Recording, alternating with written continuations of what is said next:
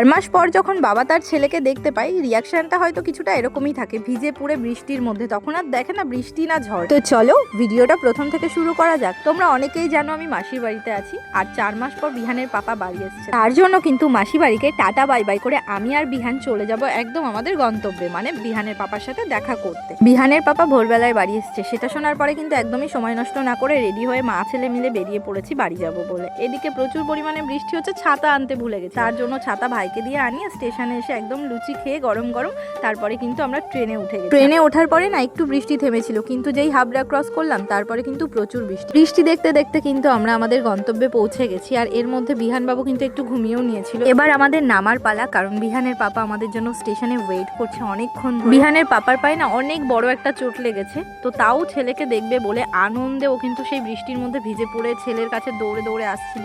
এই ফিলিংসটা হয়তো বলার মতন নয়, কাউকে বোঝাতেও পারবো না।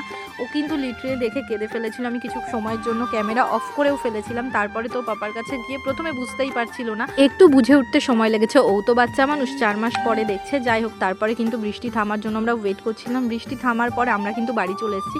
আর এইটা হচ্ছে আমার শ্বশুরবাড়ির এলাকার অবস্থা। দেখো পুরো জায়গাতে বৃষ্টি আর বৃষ্টি, জলে পুরো জায়গা পুকুর, মানে কোনো জায়গা বাদ নেই, সব ভরে গেছে। এইসব জায়গা সব খেলা করে, দেখতেই পাচ্ছ তোমরা কি অবস্থা।